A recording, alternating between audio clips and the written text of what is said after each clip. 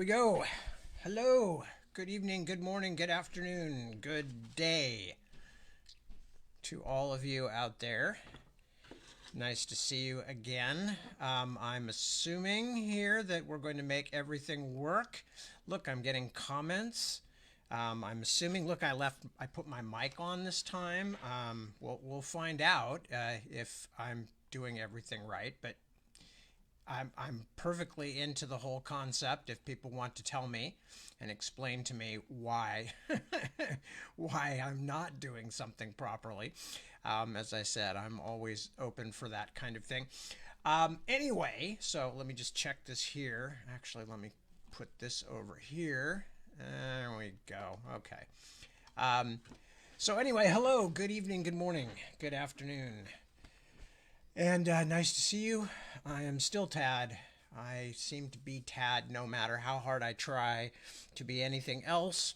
And I hope you all have better luck being not Tad. What is there to talk about? I think I gave you guys most of the big news last week in terms of, having sent off the draft and starting the major rewrite, the final rewrite, because I already did a little mini rewrite before I sent the. Well, actually, I did two mini rewrites before sending it off. So some of the readers have seen it only after the first mini rewrite. My main publishers are seeing it after the second mini rewrite. I think my poor wife Deborah saw it without any rewrite whatsoever, but I can't remember exactly.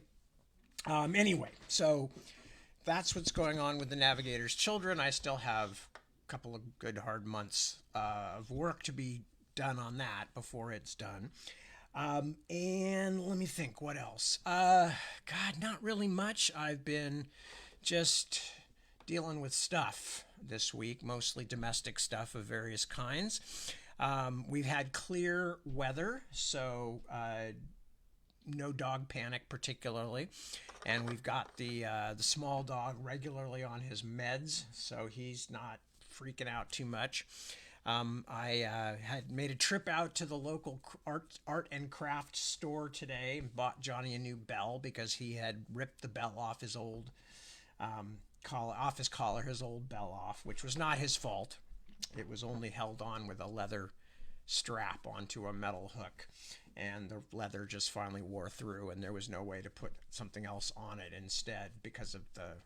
Anyway, not important.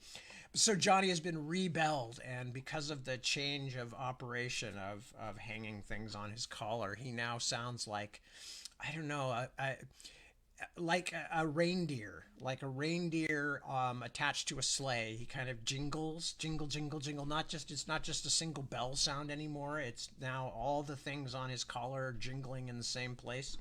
It's kind of charming, although he's a little alarmed by it since he had a whole 24 hours or more without any bell at all. If you don't know, some of you out there go, wait a minute, you belled a dog? Why would you bell a dog? You bell cows, you bell cats. Well, where we live, as I think I've probably explained in the past, we live just outside of town in the hills, and we have a lot of wild land right around us.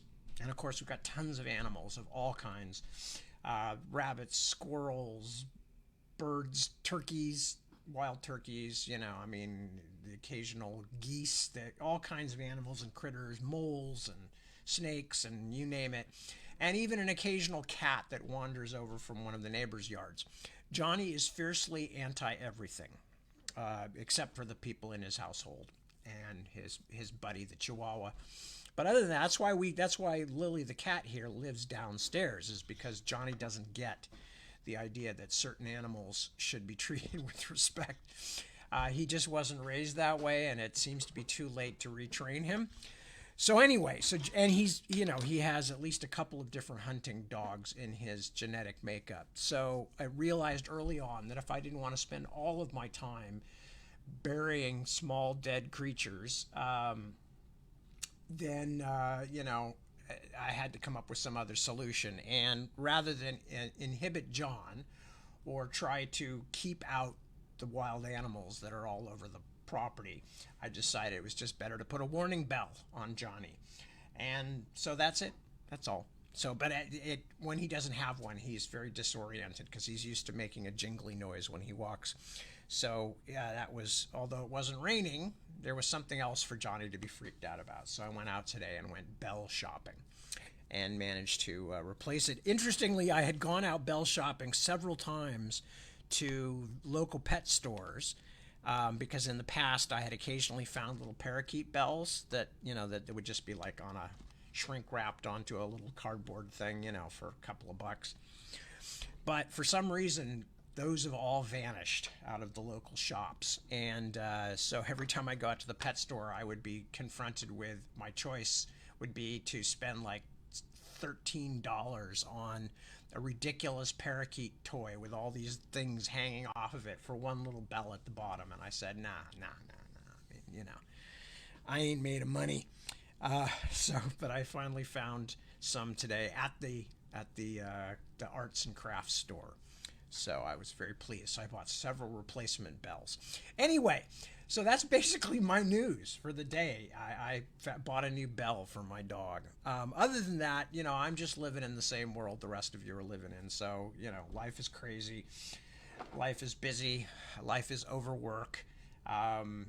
So I don't really have a huge amount to say. Maybe I should go and see who's popped in while I've been babbling and see if anybody has posted their comments, etc. And let me see, who do I have comments from? So I'm just going to say hi to the people who have commented so far. And anybody who's commenting after Olaf, you won't get your name read until maybe later. So anyway, hello, Sean. Sean is here. Andre, good to see you too. And Sandra, or Sandra, depending on how you pronounce it. Lisa, my sister-in-law. Hello, sweetie. Good to see you. Hope everybody's well there. And Hazel, my mother-in-law. Hello, hello. The English contingent has checked in. Lovely to see you guys. Hope you're well. Your daughter's fine. Or sister or daughter, depending on which one of you it is that I'm addressing this to. Upstairs, sleeping the sleep of the just. And last I saw, she had a chihuahua curled against her. So who else is here? Wouter, hello, hello. Anamika, good to see you. Timothy, a pleasure. Jack, hello, Jack. Ilva, hello, darling. Suzanne, Chris, hello. Kristen, hi, Kristen. Mr. Unangst. Shane, hello, Shane. Nice to have you with us. Christy, hello. And Debbie and Mark checking in from Yorkshire. And Olaf, my old friend. And two more have now checked in to comment. And I don't know who they are yet, but I'll try to check back in later. Oh, one of them might be Suzanne. No, I already said hi to Suzanne. So who knows? Anyway, but so those are the people whose names have shown up on the thing so far. And I think if I've missed you, I'm very sorry. As I said, one of these days we will figure out how exactly the whole thing works with the comments stuff. But until we figure that out, I am just going to go on the way I'm going on because, frankly, just getting here, replugging everything on my desktop in so that I can hook up the mics and the cameras in a way that now seem to do the job, namely not cut out in the middle of a broadcast or something. Make sure that my light is charged. Folks, I'm very old now, and I'm doing my best. So that's it's gonna be weird sometimes. Anyway, not for lack of comprehension of technology. It's more that my patience with technology is just getting less and less. Because see, I was around when they were explaining to us how much better everything was going to be in this grand information age. I don't think I was anywhere near as stressed before the information age really kicked in, for a number of reasons, but most of the reasons stem from the single fact that they lied. They lied when they said that the information age was going to be simpler and more, coherent and cohesive, and everything was going to work better and faster. Well, the thing is, all the things that work faster are now just constantly in your face or in your ear or in your eyes, telling you, do this, respond to this. How about this? We just want to find out what you think about this product you just used. Oh, you ordered a blah, blah, blah. Would you like to rate our service? Could you fill out a small questionnaire? Email, email, email, all of this, etc. It used to be I would get a few letters in a week and, would take a little time to answer them. But emails are so much simpler. I just gave up. I gave up because I get, even, God forbid, I should be, George or Brandon or one of these other writers who, for whatever reasons, have many more readers than I do. No, I'm not bitter. Honestly, I'm not. I'm too tired and old to be bitter. But the fact is that I can't, even the amount of stuff I get, I can't keep up. I haven't been able to keep up for years, and it dramatically increased because emails are so much simpler than letters. As soon as email became the kind of the lingua franca, or the, I don't know what you'd call it, the via franca of the civilized world, the via franca should be if it's Latin. Anyway, as soon as it became the common thing, just like immediately a power of 10, it jumped. And then plus, as I said, all the other things, you can't even just order something anymore without like getting all these other messages. So-and-so thanks you for your tip. So-and-so wants a review, etc., etc. Anyway, so the main thing is not that I find it particularly hard to deal with the technology, although obviously occasionally everybody does because, it's more specialized than it used to be.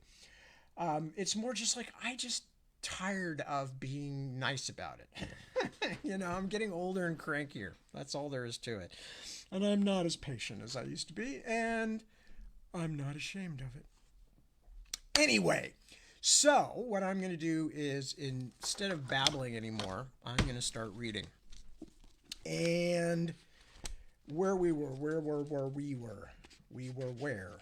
is what I'm trying to say. Okay, so we were in whatever that chapter is, chapter 6, which is called A Dozen Orange Eyes. And Tyler and Lucinda, the two main characters of The Secrets of Ordinary Farm, although Colin is also a major character. Tyler and Lucinda, along with their great uncle Gideon and Mr. Walkwell, what is he? He's a satyr? He's the same thing that Pan is. He's a tutelary nature spirit, I guess you'd say. He has hooves, and he has horns, and he's Greek, and he's ancient. Anyway, they're out meeting some of the new security, and one of the things they just met was the bunyips. The bunyips are these very aggressive male monotremes, quite huge, that are living in the creek. And if they hear anything in the creek, they rush forward to defend their territory, and they're very large and scary, but not as scary as the manticores, and we're meeting the manticores. So I'm going to just read a little bit of the bit that I already read last time, a couple of paragraphs, and then I'm going to just continue reading from there. So without further ado, I will start reading from The Secrets of Ordinary Farm. Walkwell gave him a look, but took a long metal pole off the wall and reached it through the bars to rap sharply on one of the concrete blocks. The first manticore emerged a moment later, sloping out into the open as leisurely as a sullen teenager. "Whoa," said Tyler. "They were tiny last summer." "They did grow up fast, didn't they?" said Gideon. Two more followed the first. Once out in the open, the manticores sat on their haunches, pale, tan faces half hidden in the ruff of mane, watching the visitors with their surprising orange eyes. Each one was the size of a full-grown lion, but it was something else about them that made the children stare. Lucinda's voice was very shaky. "Their faces, they look almost human, don't they?" said Gideon. "Manticores are a sort of simian, I think, like a giant baboon, but their faces are more like those of apes. But tan, instead of black-skinned like gorillas or pinkish like chimpanzees, he laughed. They're horrible, Lucinda said. I'm disappointed in you, child, said Gideon with a frown. These are amazing creatures. My goodness, these are more wonderful than the dragons. You have no idea how hard it was to raise so many to adulthood. We've been struggling with them all year.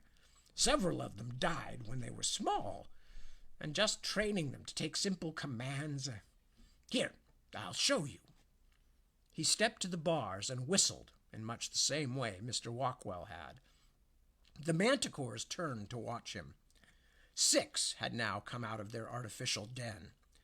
He whistled again, and they slowly drew closer, then lay down on the sand in front of him with obvious reluctance, 12 orange eyes watching his every move. Only the bars stood between Gideon and the weird man-like faces. Oh, said Lucinda. Oh, they have such big teeth. The old stories claimed they had rows and rows like sharks, said Gideon, grinning rather impressively himself. Now, up, you lot, up! He raised his hands in the air.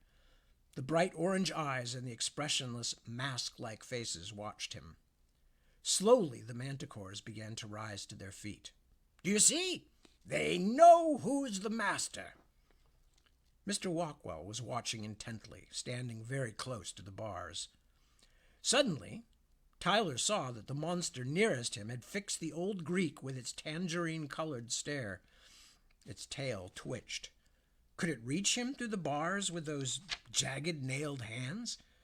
It was so still, so watchful. Mr. Walkwell! He cried, sensing something, and at that same instant the manticore leaped forward, silent as air, until it slammed heavily against the metal bars. But Mr. Walkwell had already stepped back out of reach. Hee hee hee! Laughed Uncle Gideon. Keeping you awake on your hooves, eh, Simmers? Mr. Walkwell only shook his head. Gideon said, Well, obviously this is all too distracting for the manties. They'll never behave properly with all these new smells and people. We'd best get on now.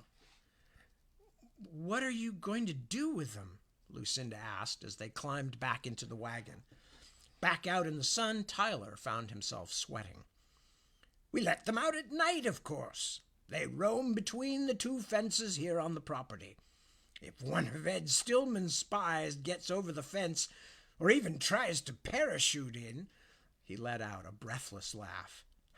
He'll be begging us to save him when the manticores come after him, I'll tell you that much. Or not begging for anything, because he'll be dead, thought Tyler.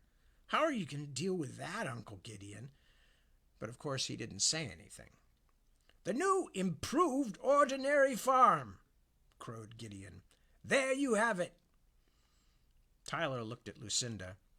He could see on her face that she was even less comforted by these so-called improvements than he was. And let me just check something really quickly.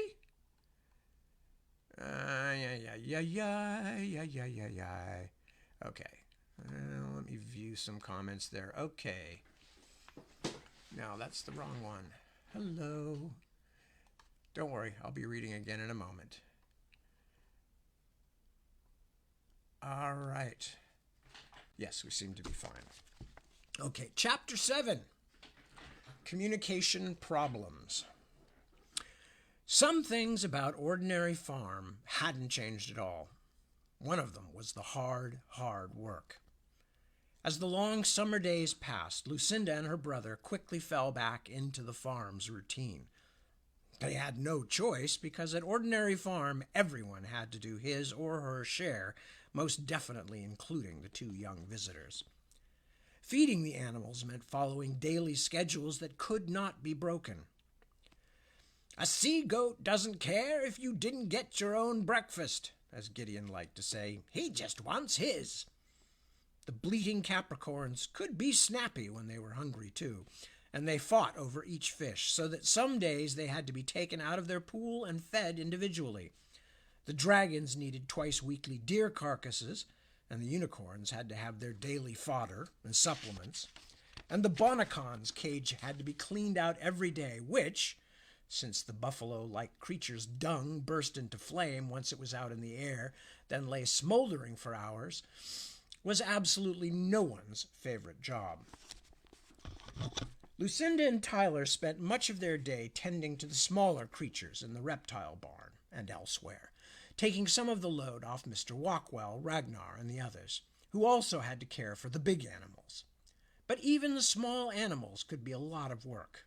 The Jingwei, white Chinese birds with long tails, had got loose from their cage in the reptile barn some weeks before, and each day they did their best to fill the biggest water trough, Meserets, with small stones, swooping down in turn to drop pebbles with a plink, plink, plink that went on all day, as if someone was using a tiny hammer. Each afternoon, Lucinda or her brother climbed into the trough and removed them all, but the Jingwei could fly in and out through the empty spaces in the vast barn, and so they always found more. The Chinese believed this bird was a drowned princess trying to fill the ocean, so no other would ever lose her life there, Gideon informed them, frowning at a rising island of stones near one end of the trough. Mythological or not, I wish we could get them out of the reptile barn. They're a dang nuisance. But the beautiful, fast-moving Jingweis refused to be caught. So every day one of the children went swimming in Meseret's greasy trough and shoveled out the stones so she wouldn't swallow too many of them and get her insides plugged up. Dragons didn't even notice anything that small going down. Oops, hang on. There we go. Dragons didn't even notice anything that small going down. Even after feeding time was over, many other chores remained. Lucinda and her brother spent 3 long, hot afternoons on the farm whitewashing a new barn for the unicorns. 5 hornless, staggering foals had been born that spring, and Gideon wanted the young ones and their nursing mothers to have a place they would be safe from summer storms. And, of course, Gideon's greater concern for security added to the workload as well. The electric gates and fences that kept strangers out and animals in had to be checked regularly to make sure they were secure. Even a branch across the fence could shut down a large part of the system. Lucinda was thrilled to be back on Ordinary Farm, but the chores were hard, and she was equally happy when Sunday rolled around, her first free day since they'd arrived. Spared, for once, from early egg duty, it was hard even to drag herself out of bed. Only the threat, relayed by Tyler, that all the breakfast things were going to be cleared and washed in 10 minutes finally drew her downstairs, where Azinza gave her some eggs, a fruit muffin, and a glass of milk. She had forgotten the notebook she meant to use for dragon communication observations, so after returning the plate to the kitchen, she plodded back upstairs to get it. A few minutes later, as she made her way down one of the back staircases, notebook in hand, she heard voices coming from the room full of pictures of Gideon's wife, the Grace Shrine, as she thought of it. The first voice was clearly Gideon's, then quieter, but just as distinct, the cool tones of Patience Needle. Lucinda paused, her heart suddenly beating fast. What were the two of them doing in the seldom-used parlor? And what if they thought she was spying on them? For a moment, Lucinda considered turning around and heading back the way she'd come. But that's not fair, she thought. I haven't done anything wrong. Besides, they're probably talking about bills or something anyway. She slowed as she reached the parlor door.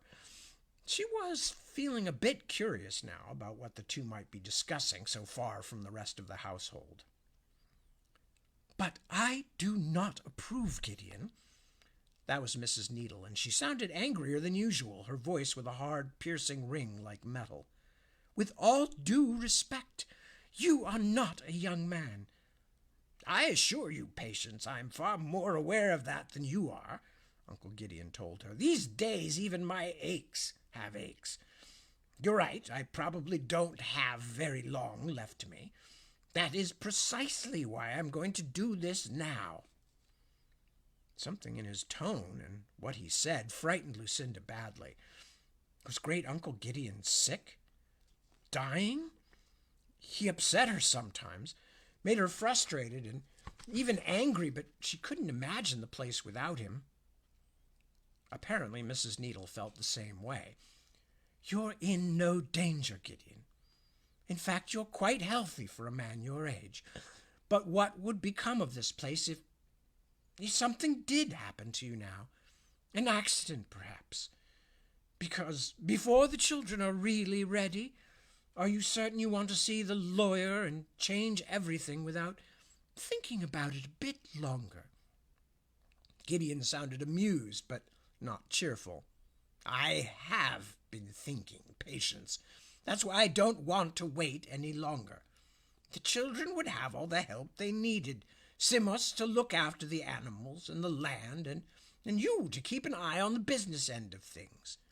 And of course you and Colin will always have a place here, no matter what. So I can rely on your help if such a day ever comes, can't I, Patience?" Lucinda thought she heard a little edge in his voice, as though he was giving her a test of some kind. What were they talking about? She couldn't make sense of it. Were she and Tyler the children they were talking about? And why a lawyer? "Of course," Mrs. Needle said it very quickly.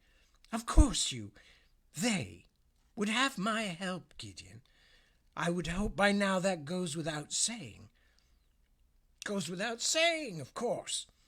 Gideon sounded pleased. He cleared his throat. "But before we discuss the details, I need a glass of water. I'm dry as a bone." "I'll get it for you," said Mrs. Needle, her chair scraping on the floor. Lucinda heard the housekeeper's footsteps and realized she had only seconds. She looked around, but there was nowhere to hide nearby. With no other alternative, she simply turned and bolted back down the hall in the direction she had come. Lucinda didn't stop until she reached the entry hall, where she threw herself down on one of the old velvet stools that stood against the walls and tried to get her breath back, listening for pursuit. But for half a minute she heard nothing but her own pounding heart. Finally, she could think clearly again. He must have been talking about this house, Lucinda realized. This farm. About what happens if he dies. The children. That must be us.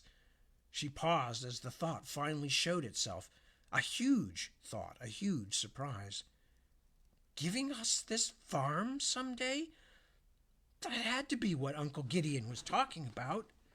That much seemed unmistakable. But like everything else important that happened here, they had only learned about it by accident or spying, by listening to whispers in back rooms. But what did that mean? Had he really forgiven them for all the times they'd screwed up? Then someday the dragons, she thought, Desta, Meseret, and all the other animals will belong to us. To us. She couldn't wait to tell Tyler.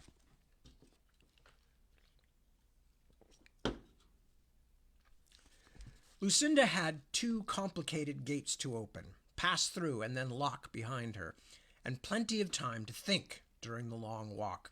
So some of her first excitement began to wear off before she reached the reptile barn.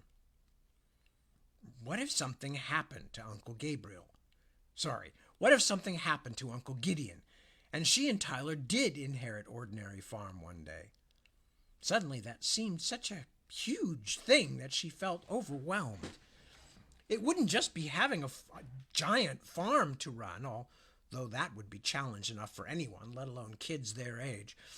And as strange, wonderful, and dangerous as they were, it wasn't even the dozens of different kinds of mythical animals that were suddenly worrying her. Lucinda had helped with them enough to know it could be done, although it took a lot of work and money.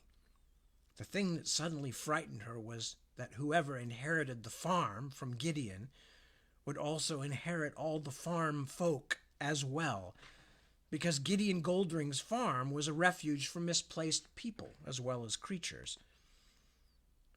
Every single one of the farm's inhabitants, except for Gideon himself, had come from another place, another century. Some, like Haneb and Ula and Mr. Walkwell, from nearly forgotten ages of the distant past.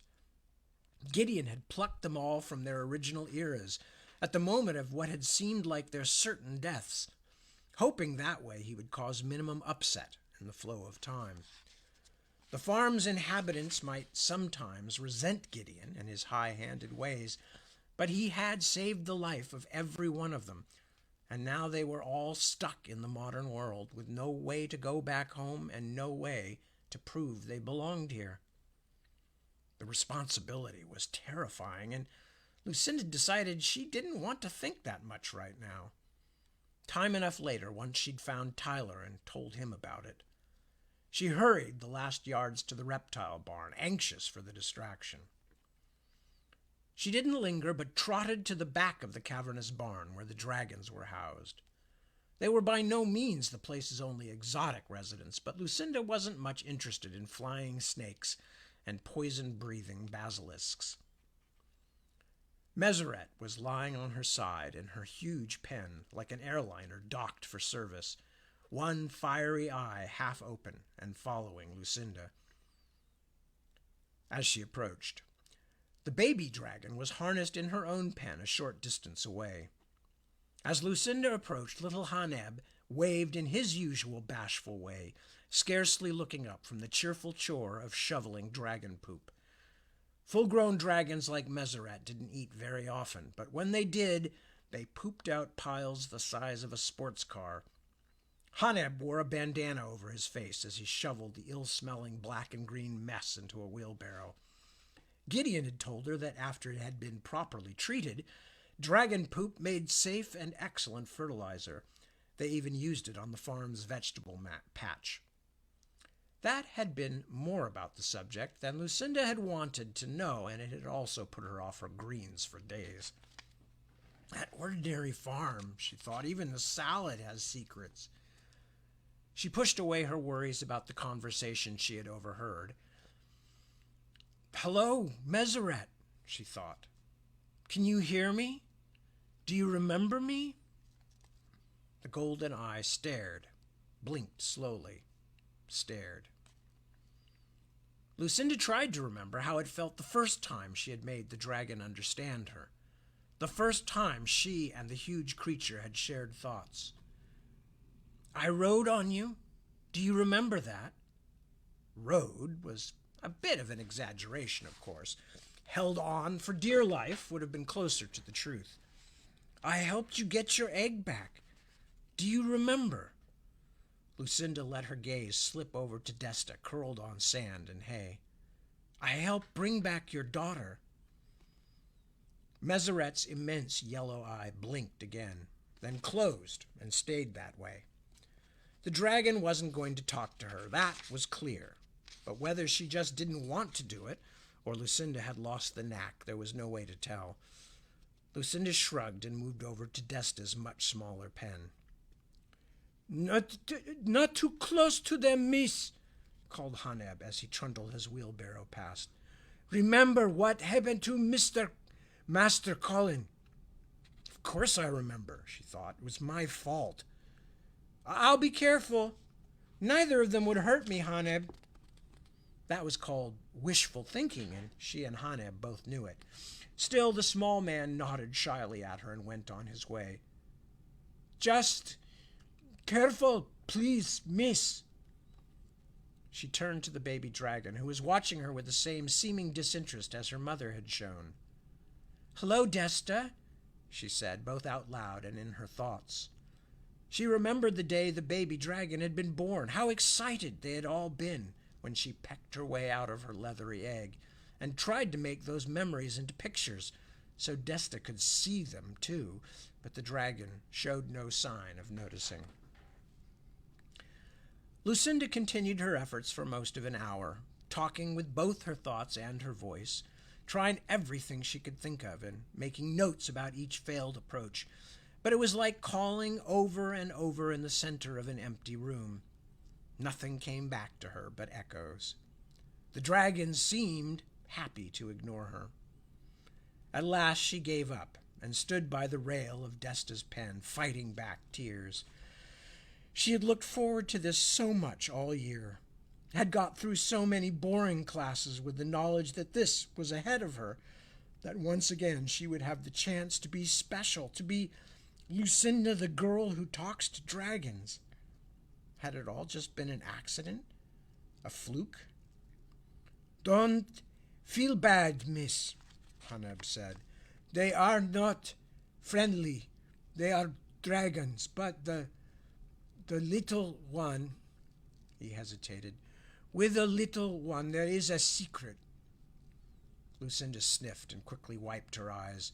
She was ashamed to have Haneb see her feeling so sorry for herself. "A secret? So she like you better. To touch her, to be her friend." Lucinda's heart jumped. Ragnar had once told her that Haneb had come to Ordinary Farm with Meseret and Alamu when the dragons were younger than Desta was now, that they all came together from the ancient Middle East.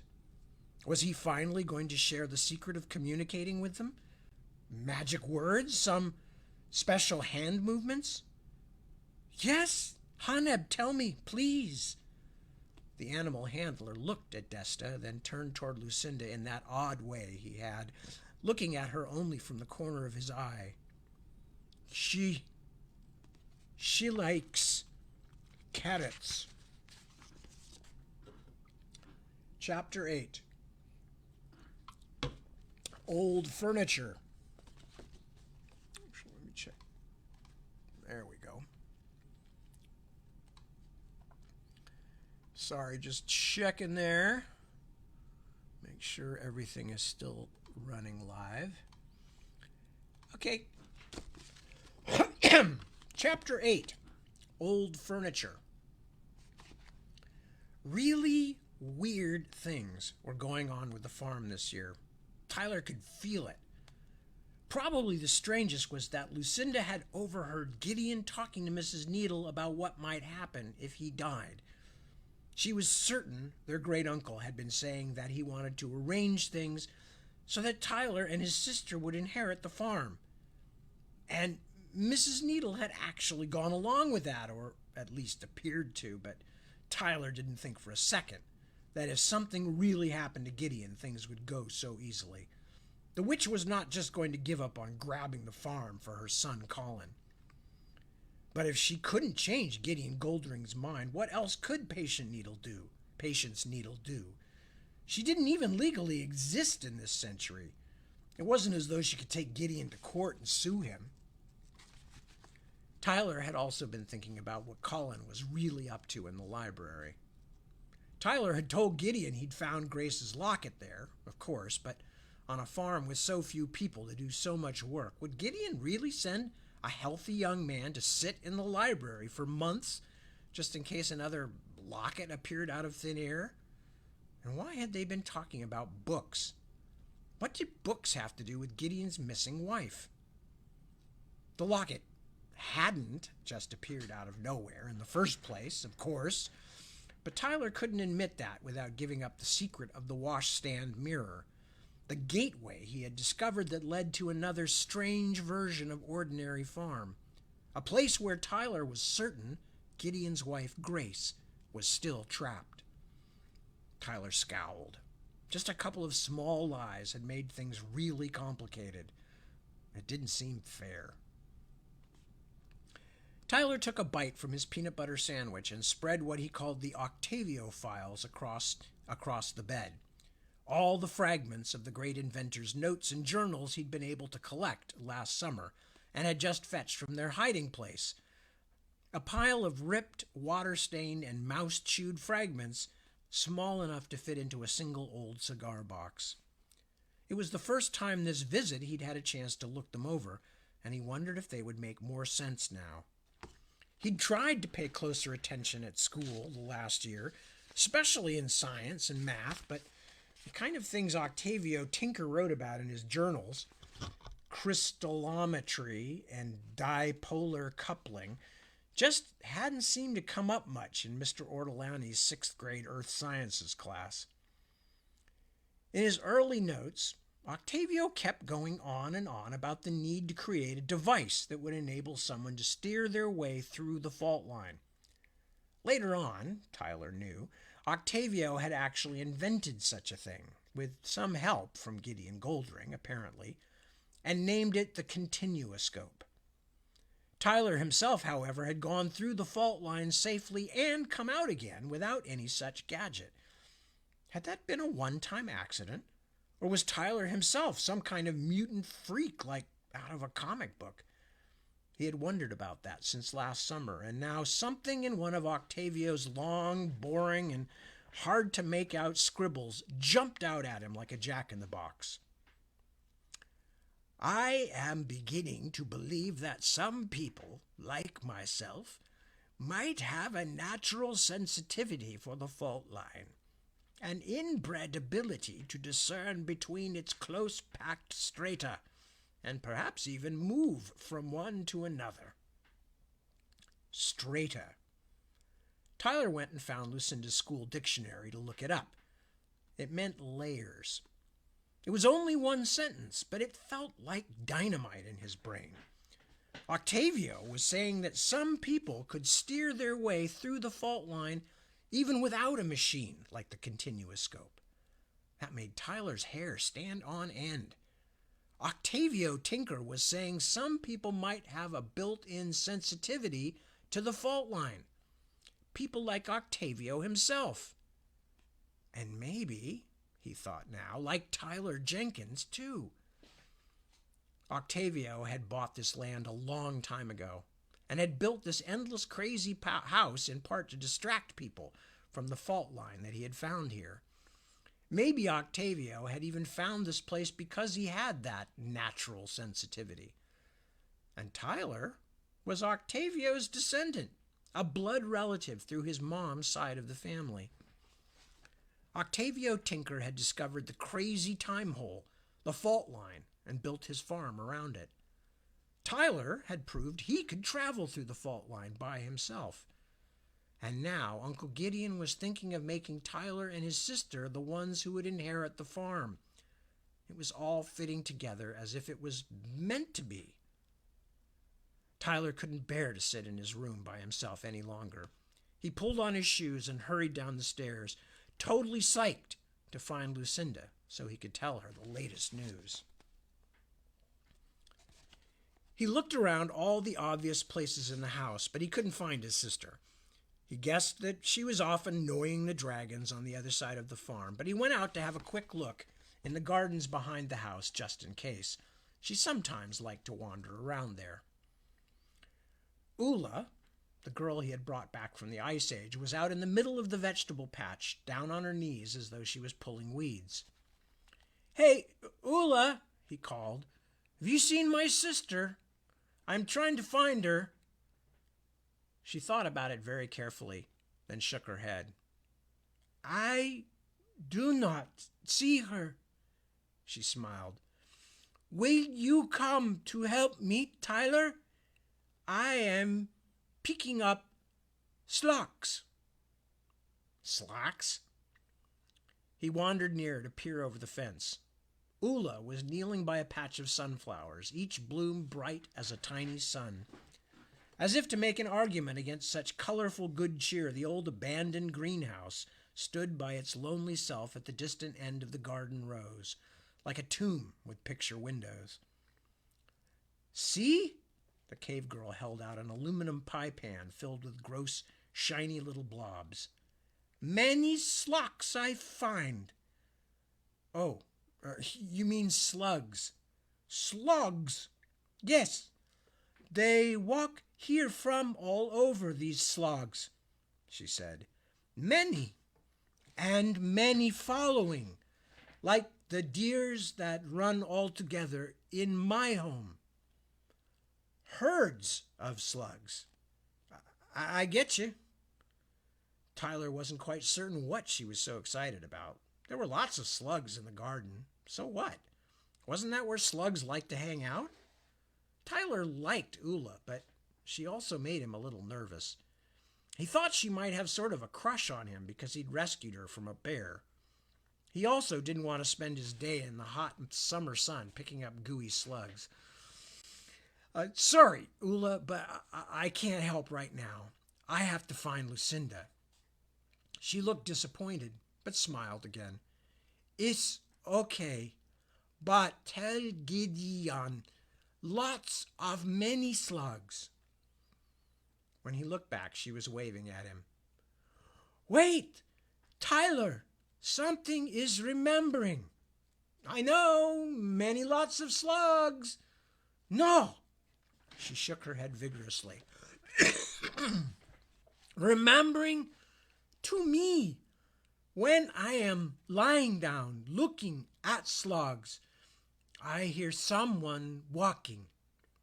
Maybe your sister? Going that way.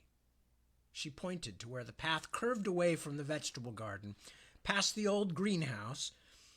Sorry, I lost my place there. She pointed to where the path curved away from the vegetable garden, past the old greenhouse toward the outer gardens and the library. Tyler had a strange moment of jealousy. Lucinda hadn't gone to hang out with Colin Needle, had she? He thanked Ula and trotted off in the direction she had indicated.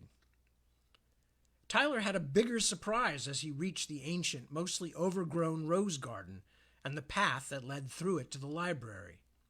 Something dropped out of the upper branches of a tall tree, flapping and brushing against his hair so that he jumped in surprise and covered his head with his hands. Zaza! He shouted in delight when he realized who was swooping around him in wide circles. Zaza! Come here, you crazy monkey! I missed you! They had a long conversation. Tyler was the only one talking, but Zaza contributed enthusiastically, mostly with ear pinches and nose nips. The little gray-winged monkey was clearly happy to see him. He wondered why she had stayed away from him so long. Maybe she didn't know where his room was this year. As he reached the library, Zaza jumped up into the air and flapped her way up to the roof, where she settled and folded her finger wings around her like a cloak, telling him as clearly as if she'd spoken it that she was going to wait outside while he finished whatever errand was taking him into the spooky old building. Tyler walked through the open door without knocking. He had as much right to be there as his sister, didn't he? But slowed within a few steps because he heard voices, and neither of them was Lucinda's. Because, Colin, if you wait for Gideon to understand what's best for the farm, you're going to wait forever. That was Mrs. Needle, her voice angry but also as cold and controlled as what came out of a soft-serve ice cream machine. And we will have lost our home because Gideon Goldring is a fool. That's not fair, Mother, Tyler heard Colin say. He wasn't arguing with her exactly, but he wasn't agreeing with her either, which was a point in his favor, Tyler thought. A very small point, but a point. Gideon promised there would always be a place for us here. Yes, as servants. Is that what you want, Colin? To be a servant to the Jenkins children in your own home? Tyler had been backing toward the open door, but now a breeze pushed it closed behind him with a sudden and surprising bang. Who's there? An instant later, Patience Needle had appeared from around the corner. What are you doing here, Master Jenkins? She had wiped the emotion from her voice, but her eyes looked like furious black pinpoints. Were you eavesdropping? No, Tyler stammered. She was a small, slender woman, smaller than Tyler now that he had grown a bit, but she still frightened him very badly. No, I just came to look for my sister. He swallowed. Better to act as though he hadn't heard anything. Is Lucinda here? Perhaps she is doing something useful, Mrs. Needle said, her emotions now completely disguised again, as Colin has been doing, which is why I brought him his lunch."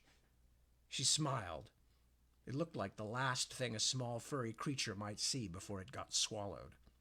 "I didn't know you were coming, Tyler. Otherwise I would have brought you something as well." She turned and called over her shoulder, "Don't work too hard, Colin dear." She swung back to Tyler. "I wish he'd get out more," she said with almost convincing sweetness. "Perhaps the two of you could have a game of catch." She showed her tight smile once more, then stepped past him and out the library door, leaving behind a hint of chill and the scent of something flowery. A game of catch? With Colin Needle? That was such a bizarre thought. Tyler wondered if the witch was trying to psych him out somehow. "Yeah, or maybe we could shoot some marbles together." Inside the library, Colin looked up from the encyclopedia table, which was cluttered with books and notebooks and his laptop computer. In fact, it looked as if the older boy was staking a claim here, like he thought it was his library now. It was all Tyler could do not to sweep all his stuff off onto the floor. "Research, huh?" he said. "Yeah? Research on what?" "None of your business." Colin's eyebrow rose. "And what are you doing here, Jenkins? I wouldn't have thought you were much of a reader." "Oh, you wouldn't?" It was true, but he was never going to admit it now. He didn't even want to tell Colin Needle he'd come looking for Lucinda. That just made it seem even more like the skinny jerk belonged here and he didn't. Tyler strolled past the table, trying to sneak a look at the books spread out there, but Colin leaned over, covering them with his arms. "Do you mind?" the dark-haired boy said in his best adult manner. "I'm working, Jenkins. Can't you go play somewhere else?" "Actually, I've got things to do here, Needle, but I'll try not to disturb you." Tyler wandered around in the stacks for a while, but he couldn't concentrate. Colin and his mother must have been talking about the same thing Lucinda had overheard. Mrs. Needle had said, "Is that what you want, Colin? To be a servant to the Jenkins children in your own home?" Tyler had to admit the idea amused him. Colin, dressed up like a butler, scuttling around at Tyler's every order. But did she really think that's how it would be? For a moment, and only for a moment, he even felt sorry for Colin Needle. What must it be like to have a mother who thought that way, acted that way?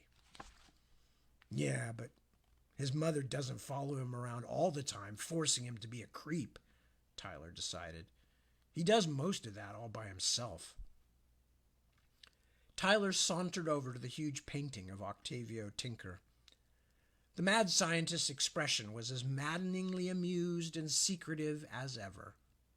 As always, the founder of Ordinary Farm seemed to be staring at the retiring room door across from his portrait. Tyler hadn't been near the magical washstand mirror since this summer's visit had begun, and suddenly he very much wanted to see it again. He looked around in case Colin was paying attention, but the pale boy was bent over his books once more. Tyler casually walked across to the retiring room and stepped in, wondering if he would again see a world different from his own reflected in the washstand mirror, but instead he saw nothing. The mirror was gone. In fact, the entire piece of furniture was gone. All that remained in the retiring room was the dusty bed and an angular shadow on the wallpaper that showed where the washstand and its magic mirror had stood. Tyler felt as if he had been punched in the stomach by a heavyweight fighter. It took him a full minute or more to calm down enough to walk back out into the library. "So, what happened to that sink in there?" he asked as casually as he could, but he could hear a quiver in his voice. Colin barely looked up. "What sink?" "In that room, across from the picture of Octavio. There used to be a sink there." Colin made a face. The great man interrupted by small minds. "My mother took it over to her room. She said it was an antique and it should be better taken care of. It was all Tyler could do to bite his lip and stay silent. Mrs. Needle has the mirror. The mirror that led the way to Grace. She must know the truth, or at least she must know there was something special about it. He didn't believe that antique story for a second. Tyler was so angry and frightened by this news that all he could think of was to get back outside into the open air. The washstand mirror had been taken by the witch, and Colin Needle was squatting in the library like a bandit. It was all bad, impossibly bad. "Tired of books already?" Colin said as Tyler went by. "Off to play?" "Shut up." He shouldered the door open. "That's just like you, Jenkins," the older boy said. "You don't try to understand this place at all. You just mess about with things. You don't understand the true genius of someone like Octavio Tinker. You wouldn't know a continuous scope if you saw one, but I would. I've been learning all about them. In fact, I might just make one." With that horrifying threat echoing in his ears, Tyler let the door fall shut. Zaza came down to accompany him, sporting and fluttering, clearly pleased to be with him again, no matter how downhearted Tyler himself might feel, how listlessly he might trudge back toward the farmhouse. But when they got to a certain point, she leaped up, spread her wings, and disappeared without a backward glance. When he turned from watching her fly, the first thing he saw was the distant glitter of the old greenhouse, flashing its underwater colors in the afternoon sun. And since I've only got a couple of minutes left, I don't think I will start the next chapter. I will start that tomorrow night. There was actually something that just occurred to me that I was going to say, or I was going to ask. Oh, by the way, when we get to the end of this, I told you that one of the reasons I am reading this now is because in a couple of months I will have to finish up our third Ordinary Farm book. This, of course, is the second. A 20-year odyssey, or damn close to it now. I don't know, maybe not that long, but it's been a long time. So I would be very pleased for any feedback when we get to the end of the second book, in terms of like, oh, I'd like to find this out in the third volume, or I'd like to see more of this, or I'd like to see less of that. I'd like to see less Tad in it, for anything that might spring to your mind. I would appreciate any kind of information that way, and I will copy it down and put it aside until I get to work on the book itself. What else is there to talk about? I don't know. As I said, there's just been a lot of other things going on lately, mostly domestic. I heard, but I have not read that Brandon Sanderson got a kind of a hatchet job interview in Wired magazine, which I was very sorry to hear about, because of course my only interactions with Brandon, he has always been a super nice guy, and obviously he's also a good and extremely popular writer. I haven't read the interview in question, but a lot of people in our field are very upset about it. That's one of the reasons I haven't read it yet. It's like enough people have talked about it. It's not like it's a subject that is going to be ignored if I don't bring it up, or if I don't make a statement about it. I also had a few people, including I think somebody on the tonight's broadcast, mention the thing that I had posted, because we have just been through the Trans Day of Visibility, and I had posted essentially a message of support and solidarity. Yes, we have in our family and friends, we have trans people. There are trans people among our family and friends. But even if there wasn't, folks, this is like one of those things, like, the ridiculous thing of like, what if it was your mother that got raped? What if it was your wife or sister that got raped? Well, in the same way, it's like, what if your family member were trans or your family member were gay or, your family member were non-binary? It's like, you don't have to have that kind of connection, folks. It's just humanity. I know I don't usually talk politics in this particular show, but I just this world is so in need of just kindness and forbearance and people working a little harder on not preventing other people from being who they are and who they want to be and need to be, but actually facilitating it, helping, or at least getting out of the damn way. If somebody else wants to express themselves in a way that does actual harm, you know, if you can't help them, just get out of the way. It's like the old Staples singer's song. Just get out the way and let the gentleman do his thing. That happens to be about people preaching because the Staples singers are very Christian. But, it's true of just about any method, any form of self-expression that isn't actually an assault on somebody else. So that, I don't think that's even political. I don't think it's even political, folks. I know I don't normally talk politics, and I'm not going to change my approach on this. I don't think treating people like human beings is political. I'm sorry. I just really, really can't see that that's some kind of a weird position at all. Seems to me that's where every human being should start, is granting the humanity of every other human being. We need to take better care of the animals that we live with in our world. But if we can't take care of the other human beings, we're in trouble, folks. We're in a lot of trouble. But I think we can. I think it's changing. I think people are slowly waking up to the fact that it's a big and complicated world, and the old ways of segregating and dividing human beings up into categories of who's acceptable and who's not acceptable is a really bad, the whole history of it is bad. From, people being stoned, for adultery, people being burned as witches. It doesn't matter what you're doing. If you're deciding that somebody else's lifestyle is immoral, and that gives you the right to punish them or to deny them things,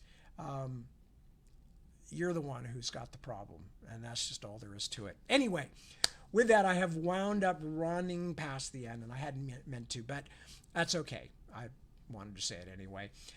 Y'all take care. Be good. I'll be back at 7 p.m. later today, to read the next chapter, at least start the next chapter. Probably finish that and at least another one too. The rest of you, take good care of yourselves, take good care of your loved ones and friends and neighbors. I will see you very soon, one way or the other. And I thank you for your help and attendance and your otherwise, because if not, I'm just like a weirdo sitting in front of a screen reading to himself. And I probably still am, but that's okay. That's all right.